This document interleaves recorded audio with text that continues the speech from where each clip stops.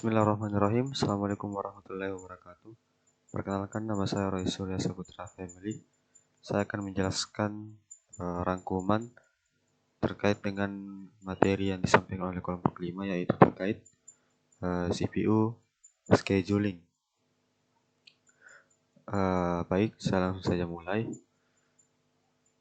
Jadi, CPU scheduling, apa itu CPU scheduling? Jadi, CPU scheduling adalah sebuah proses dalam sistem operasi yang mengatur urutan proses yang mana yang akan dieksekusi oleh CPU. Proses ini dilakukan agar CPU dapat digunakan secara optimal dan efisien, serta untuk memastikan semua proses mendapatkan waktu yang cukup untuk menyelesaikan tugasnya. Nah, ada beberapa tujuan dari CPU scheduling.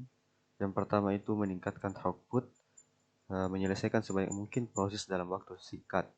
Kemudian yang kedua ada mengurangi waktu tunggu, meminimalkan waktu yang dihabiskan proses menunggu untuk dieksekusi. Kemudian terakhir ada meningkatkan fairness, yaitu memastikan semua proses mendapatkan waktu yang cukup untuk menyelesaikan tugasnya. Adapun dari jenis-jenis CPU scheduling, yaitu yang pertama ada FCFS, yaitu First Come First Serve, yaitu algoritma FCFS mengeksekusi proses berdasarkan urutan kedatangannya. Jadi, yang mana yang duluan datang, maka itu yang dieksekusi duluan. Proses yang akan pertama kali datang ke CPU akan dieksekusi terlebih dahulu, dan proses yang datang kemudian harus menunggu sampai proses sebelumnya telah selesai. Adapun kelebihan dari FCFS ini yaitu sederhana dan mudah diimplementasikan. Kemudian yang kedua yaitu fairness-nya, yaitu semua proses mendapatkan waktu yang sama untuk menyelesaikan tugasnya.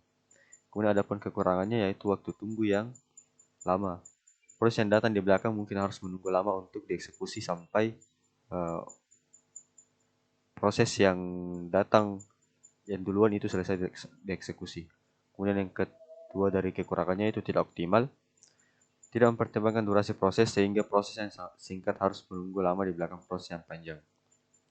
Kemudian yang kedua ada algoritma SJF, yaitu Shortest Job First, yaitu memprioritaskan proses dengan durasi terpendek.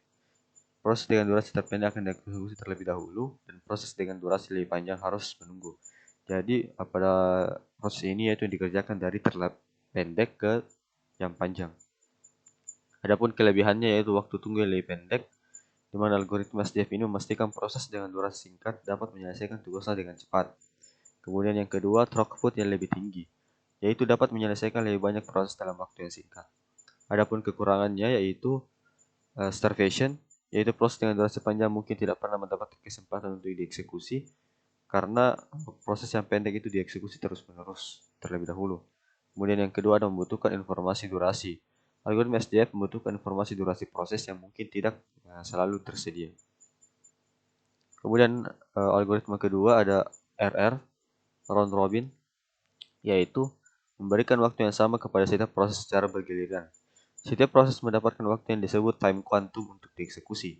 Jika proses belum selesai dalam waktu kuantum, proses tersebut akan dihentikan dan proses berikutnya akan dieksekusi.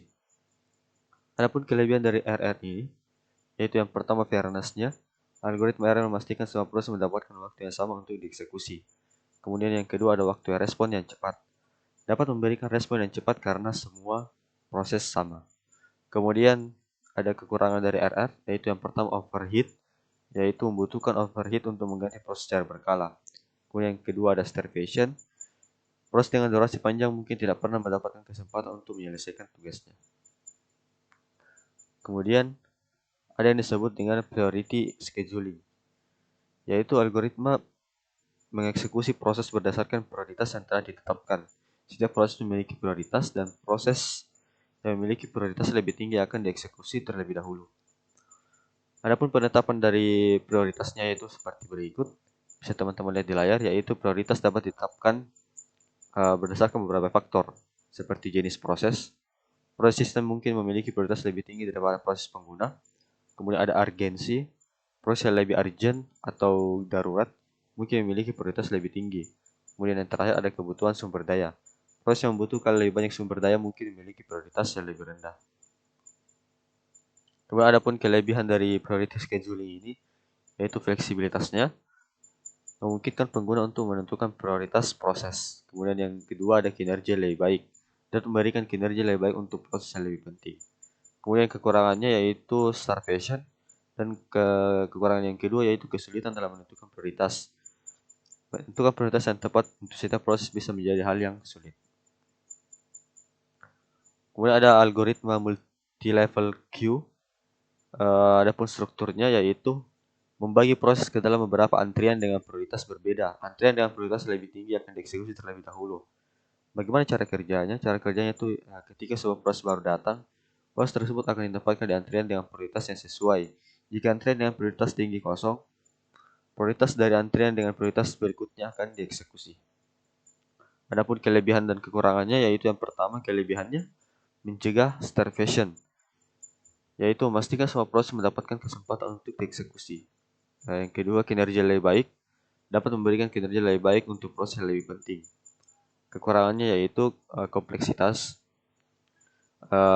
Queue ini atau proses ini atau algoritma ini lebih kompleks daripada algoritma yang lain.